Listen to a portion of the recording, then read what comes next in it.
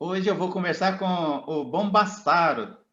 Eu pronunciei devagar para não pronunciar errado, porque eu estava com receio de pronunciar, em vez de falar Bombassaro, falar um outro nome, que eu acabei me confundindo. Mas está sendo um prazer enorme bater um papo com o Bombassaro. Eu tenho o que eu chamo de prosa prévia. Eu já fiz com o Bombassaro, com a esposa dele, já me dei a conhecer e já estou conhecendo um pouquinho. Estou encantado com a simplicidade do Bombassaro aí, com as histórias que ele me contou. Bom, Bassaro, repete aí para quem está nos assistindo, agora que a gente está gravando, como é que foi a sua primeira aula aos 23 anos? Ah, foi muito estranha. Boa tarde para você. Boa tarde. Que bom poder encontrar todo mundo aqui. Eu fico muito feliz de poder participar da tua entrevista, Deodato. Foi uma coisa muito estranha o que me aconteceu no primeiro dia de aula. Eu entrei numa sala, a sala estava abarrotada de gente, muito aluno, uma turma enorme, né? E eu, evidentemente, muito ansioso, muito nervoso por estar começando a trabalhar. E eu me apresentei, comecei a falar e o pessoal disse, mas escuta, você está fazendo uma pegadinha com a gente, não, porque você não pode estar querendo dar aula para a gente, né? Foi um pouco estranho, no sentido de que, como eu era relativamente novo, eu tinha também uma turma que basicamente estava com a minha idade, né? E eles não acreditavam que era o professor que estava presente, que estava entrando. Eles esperavam um sujeito mais velho, pois hoje estou eu aqui, ó. E você se lembra que disciplina que era que você foi ministrar a primeira vez? Eu fui ministrar a primeira vez uma disciplina de epistemologia e história da ciência. É para assustar, né? E você, Bom Bassaro, e o teu mestrado, você se lembra lá? Tem tanto tempo, qual foi o objeto da tua pesquisa no mestrado? Olha só, o meu mestrado, você sabe que a primeira coisa que aconteceu no meu mestrado foi uma tentativa de estudar um tema que eu nunca deixei de estudar, que eu sempre chamo para me localizar e também para me dar conta do que eu faço, do que eu fiz, eu chamei de mudança conceitual. Eu fui estudar a Revolução Copernicana. Nossa. Então, comecei estudando um caso específico de mudança conceitual, que eu acho, assim, que considero um dos maiores exemplos de mudança conceitual que nós já tivemos, digamos assim, esse momento importante da passagem da mentalidade geocêntrica para a heliocêntrica, né? Foi um Interessante pouco isso. demais. Interessante demais. Olha, isso tem muito tempo, hein? Tem quanto? Tem o quê? Uns quase 30 anos isso? Foi final dos anos 80, foi final dos anos 80, e isso foi uma coisa muito interessante, porque a relação com essa temática, ela nunca desapareceu da minha vida, né? Mas a dissertação mesmo acabou saindo muito diferente daquilo que eu imaginava, né? Porque porque os meus orientadores na universidade não aceitaram a proposta. Acontece muito. Um professor amigo meu me disse, olha, é melhor você mudar, porque senão você não vai ser admitido na seleção. Então você precisa melhorar um pouco esse projeto e colocar outro tipo de coisa, alguma coisa mais nova. No... porque a Revolução Copernicana é uma coisa muito ultrapassada, é um tema lá do século XVI, XVII, XV, XVI, XVII, coisa muito antiga, dizer. Então ele disse, a única coisa que eu sugiro para você é você dar uma atualizada no texto, ver se pode colocar alguma coisa de filosofia atual nisso e tal. Eu disse, não, claro, eu posso colocar alguma coisa de filosofia atual nisso, eu posso fazer um trabalho sobre a perspectiva de leitura que o Thomas Kuhn faz da Revolução Copernicana. E aí, ele aceitou? Aí eu entrei no mestrado. Mas eu tive... Mas depois eu tive um grande orientador no mestrado que aceitou a minha proposta de juntar as duas coisas, digamos assim, de ler a Revolução Copernicana com olhos da história da ciência e da epistemologia, digamos assim. Então, a bem da verdade, eu nunca abandonei um tema comum, um núcleo comum, que foi essa leitura da mudança conceitual produzida durante a Renascença. O nosso bate-papo de hoje, como a gente já combinou, para você que está nos assistindo, vai ser acerca do Giordano Bruno. E eu sempre tive um certo encantamento pelo Giordano Bruno. O Giordano Bruno, além do que é conhecido assim, da grande massa, né? Mas uma coisa que sempre me encantou, viu, Bombassaro, e talvez você possa falar um pouquinho ao longo da nossa prosa sobre isso, é o fato dele, a partir da crença dele no absoluto, no infinito, ele chegar a conclusões que a ciência hoje valida e que o levaram para a fogueira, entre outras coisas. Me parece que não foi nem essa questão aí do fato da Terra girar em torno do Sol girar em torno da Terra. Você que vai falar para a gente. Eu queria te perguntar, antes da gente de chamar a vinheta, quando foi que você se encontrou pela primeira vez com o Giordano Bruno? Você chama de Bruno, né? Você fala com intimidade? Eu chamo de Bruno, eu também chamo de Giordano Bruno quando começa, mas depois para mim é o Bruno. Olha, por incrível que pareça, eu me encontrei com esse sujeito na graduação. Foi na graduação? Foi na graduação. Você sabe que houve no Brasil uma louvável iniciativa de tradução de textos filosóficos que foram publicados pela Abril Cultural, na coleção Os Pensadores, né? Foi um evento muito importante nos anos 70, 80, e eu sempre gostei muito de ler questões vinculadas à cosmologia, questões vinculadas à astronomia, e quando eu descobri o texto do Giordano Bruno, O Infinito Universo e os Mundos, que foi publicado, evidentemente, num desses volumes da coleção, junto com o Ensaiador de Galileu, eu achei maravilhoso ler o texto do Bruno e me entusiasmei pela questão. Eu não sou, vamos dizer assim, eu não sou um bruniano, mas eu leio os textos do Bruno pelo fato de que as questões que ele levantou, eu penso que são questões fundamentais, que se revelaram muito importantes no decorrer, evidentemente, da modernidade, da era moderna, mas eu costumo dizer que Bruno é um filósofo para além do seu tempo. E por isso, digamos, as leituras que se pode fazer ainda hoje do Bruno são leituras muito desafiadoras, muito interessantes, né? Bombassaro, eu vou chamar a vinheta e a gente vai conversar especificamente sobre o Bruno, então, tá bom?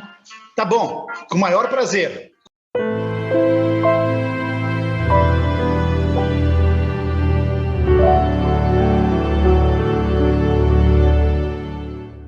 Como eu falei antes de chamar a vinheta, vou conversar especificamente com o Bombassaro. Ele que me corrija, mas eu acho que ele deve ser um dos maiores especialistas no Giordano Bruno aqui no Brasil. Depois ele pode me falar, porque me parece que sim. Acho que a humildade não vai permitir que ele fale, mas eu queria retomar da última pergunta que eu fiz antes de chamar a vinheta, Bombassaro. Você falou que durante a graduação você teve os primeiros contatos com o Bruno, com o Giordano Bruno, e aí, ao longo do tempo, você foi se interessando cada vez mais, foi isso? Como é que se deu isso? Olha, a graduação você conhece como a graduação dos cursos de filosofia no Brasil é feita, né? Ela é geralmente dividida por áreas ou por épocas, etc. Eu tive uma aventura muito grande de encontrar professores que trabalharam a filosofia por temas, por temáticas. Então, a temática, digamos assim, a temática da epistemologia e do conhecimento sempre foi muito presente, a temática da ética sempre foi muito presente, e isso me levou, digamos, a encontrar um lugar no qual eu pudesse me sentir bem já na graduação, estudando temas da filosofia renascentista. E, em especial, essa questão toda da Revolução Copernicana. Quando eu descobri o texto bruniano, me encantei pelo fato dele abordar uns problemas que não eram somente de teoria do conhecimento, que não eram somente de ética, mas também, digamos, de metafísica, se pudéssemos falar assim, e de interpretação do próprio exercício do filosofar. Digamos, há no Bruno também uma certa compreensão de como se faz filosofia. Então, isso para mim foi formando um conjunto, compreende? E em cima desse conjunto é que eu orientei as minhas leituras, e isso me levou depois a passar da leitura do Infinito, do Universo e os Mundos para outros textos, né? Ok. E para quem nunca, assim, acho que todo mundo já ouviu falar dele, porque ele é muito popular, né? Principalmente depois do menino lá do Acre, o Brasil inteiro passou a falar dele, mas contextualiza no tempo e no espaço, mais ou menos o ano que ele nasceu, o ano que ele morreu ali, e o que estava acontecendo assim na sociedade na época. Vamos começar com a ideia da sociedade da época, né? Uma sociedade em crise, pós-peste também, muitas guerras de religião, muitos problemas. Uma sociedade que não teve só o grande esplendor das belas obras da Renascença, né? Teve também as misérias aprofundadas, mas o próprio Bruno vai dizer que ele vive um tempo de decadência, um tempo de mar revolto, um tempo de mar em tempestade, quer dizer, ele vive um tempo tumultuado. Ele nasceu em 1548,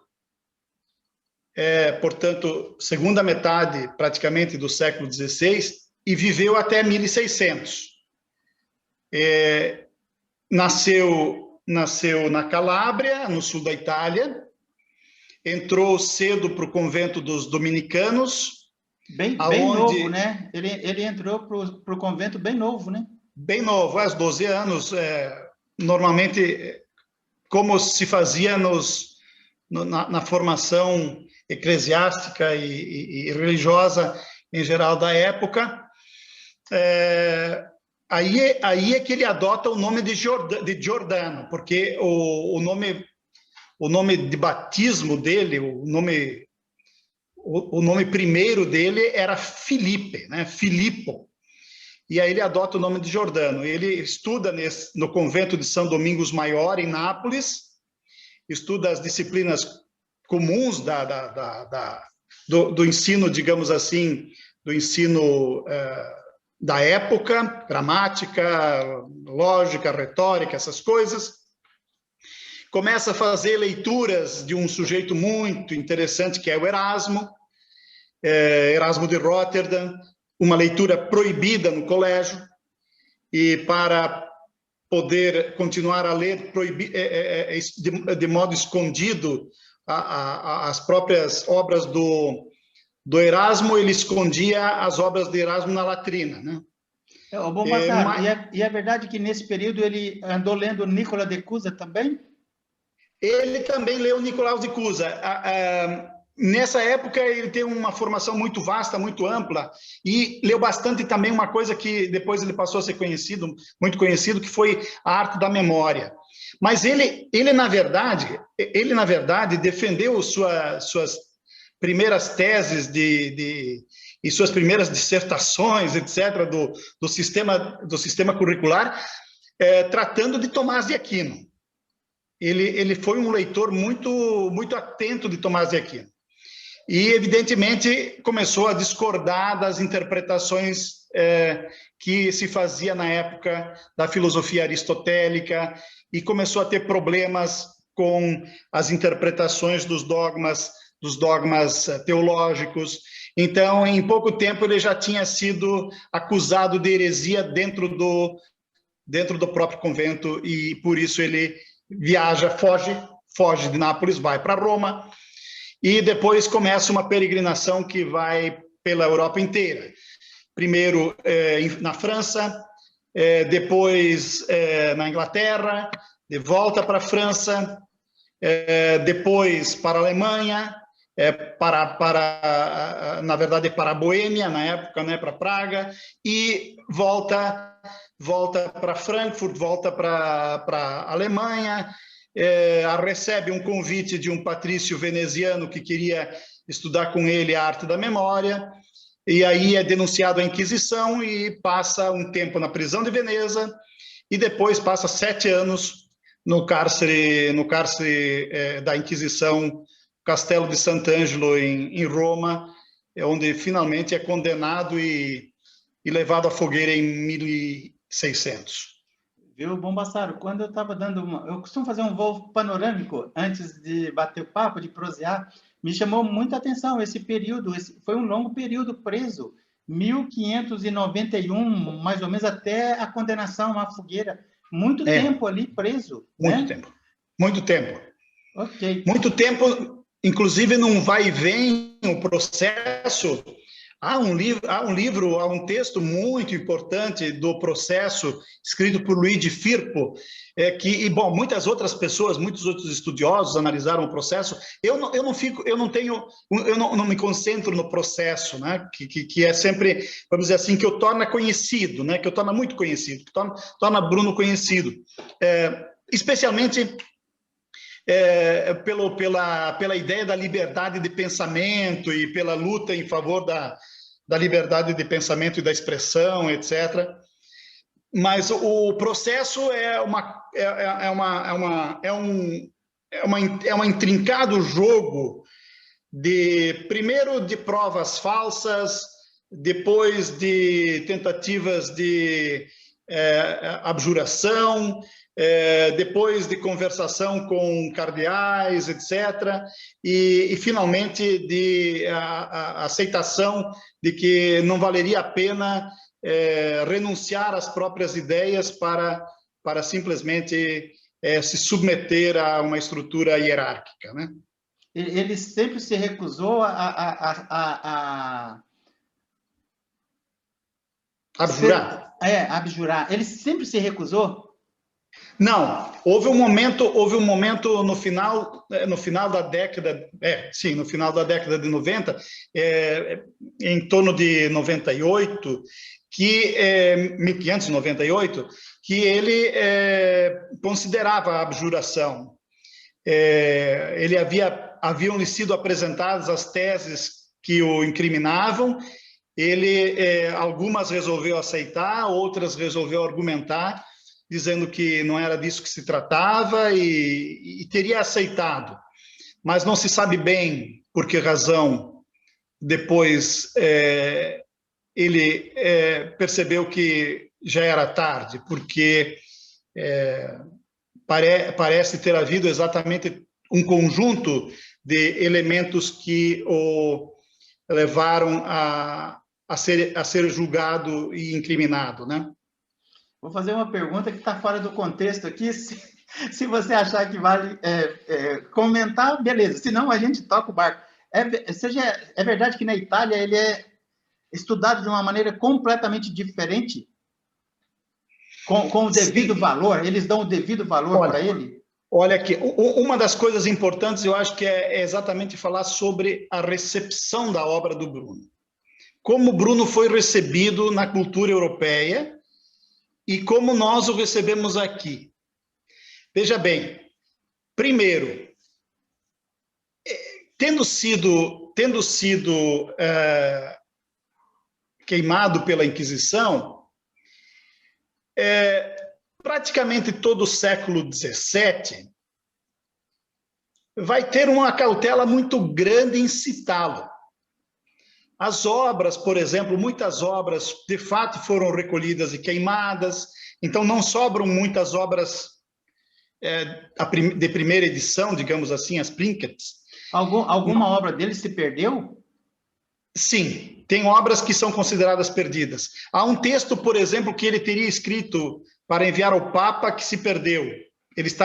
Ele aparece, ele chamou de texto Arca de Noé, mas há outros textos que possivelmente tenham se perdido durante o período em que ele esteve em que ele esteve também preso e coisa dessa ordem. Mas o que foi publicado, também muito do que foi publicado foi recolhido e queimado. O século XVII não falou muito de Bruno. Quem começa a falar de Bruno são os alemães, na verdade os franceses e os alemães, né? Mas especialmente os alemães que vão começar a reler, digamos assim, as principais obras, né?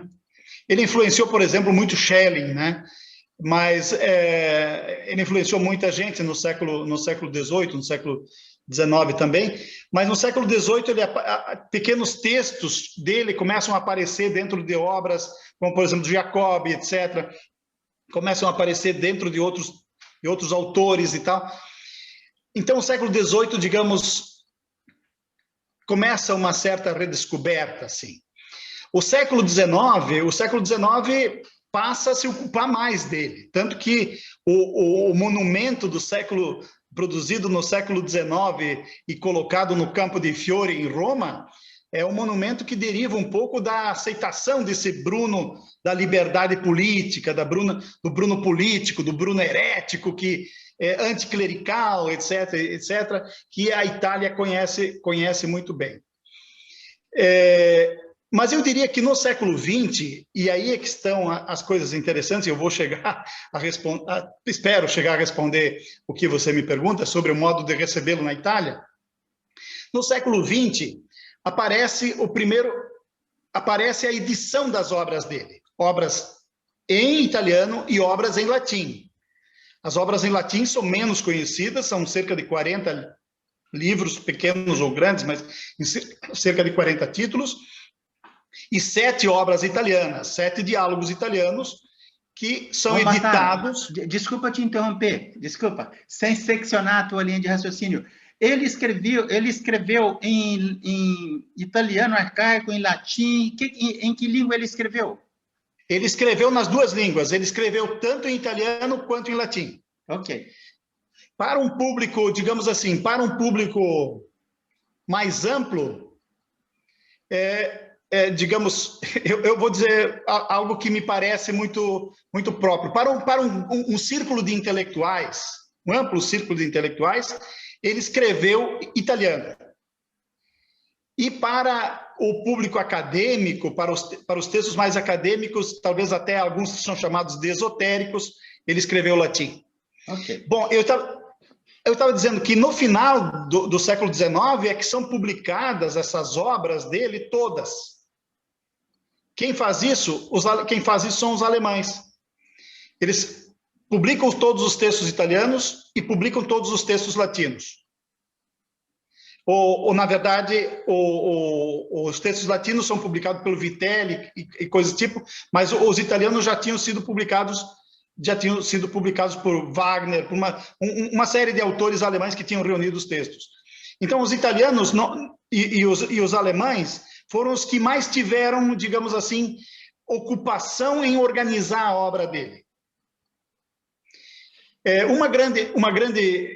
Um grande momento dessa obra é a publicação em 28 dos diálogos italianos, divididos em diálogos metafísicos e diálogos morais.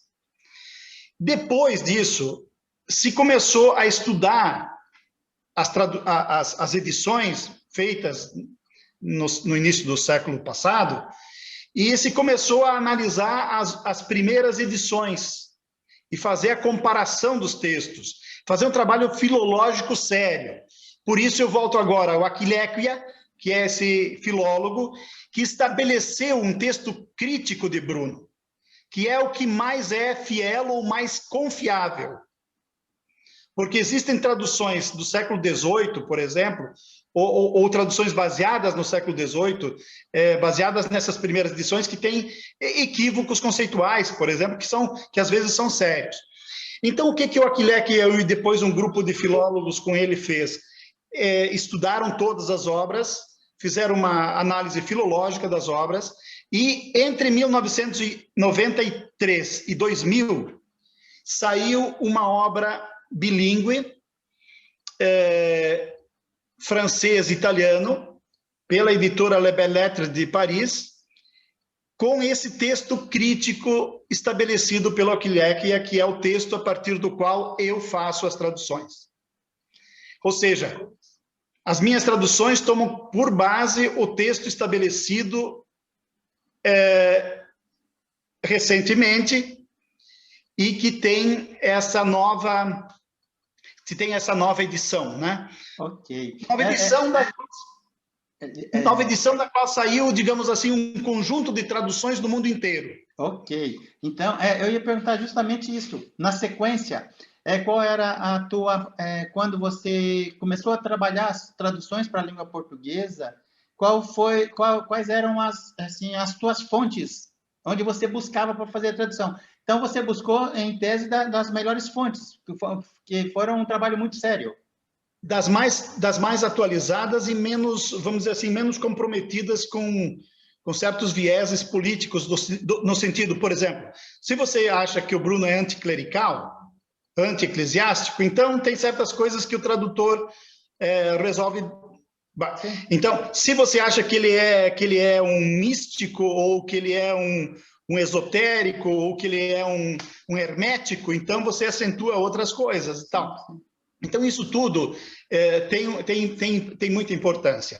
A minha entrada na tradução foi porque o meu doutorado, como eu disse, no meu mestrado eu me ocupei com o problema da Revolução Copernicana, li autores contemporâneos dentro da Renascença, etc. Mas no doutorado eu fui analisar uma obra de Bruno. Fui analisar a última obra dele, que se chama Os Furores Heróicos. E não analisei a obra, eu analisei uma pequena passagem, um pequeno ponto que tratava exatamente sobre o problema do conhecimento, sobre a questão do modo como nós fazemos, na verdade, filosofia, como nós desenvolvemos, ou que imagem nós podemos usar para explicitar o que se faz quando se faz filosofia. Então, quando eu terminei de fazer esse trabalho, eu enviei esse trabalho para algumas pessoas, e na época eu também conheci diversas pessoas, pesquisando, estudando, etc. Isso ao fazer a tese. Isso depois de concluir o doutorado? Depois de concluir o doutorado. Porque durante o doutorado conheci pessoas, assisti seminários, etc. Mas depois que concluí o doutorado, mandei minha tese, o livro que publiquei como tese, e para alguns grupos de pessoas que sabiam, professores que estudavam Bruno. E eu recebi, então, um convite, em função disso, eu recebi um convite para participar de um grupo, que é um grupo que se ocupa com a tradução de Bruno. E desse grupo, digamos assim, surgiram traduções para o espanhol, para o italiano, para o alemão, para o português, para o romeno, para o inglês, para o japonês, para o chinês, etc. Então, foi um grupo internacional que trabalhou sobre isso com pessoas que pesquisam Bruno para valer, né? Por isso eu não me sinto o mais expert em Bruno no Brasil, não. Tem muita gente muito boa aí, tem muita gente que conhece Bruno e estudou Bruno antes que eu, e tem gente que vem estudando Bruno depois também que eu, né? Depois de eu ter entrado no jogo, mas venho fazendo essa tradução e espero em breve concluir as 7 obras italianas dele. Qual foi a primeira obra que você traduziu? A primeira obra que eu traduzi dele foi o Castiçal.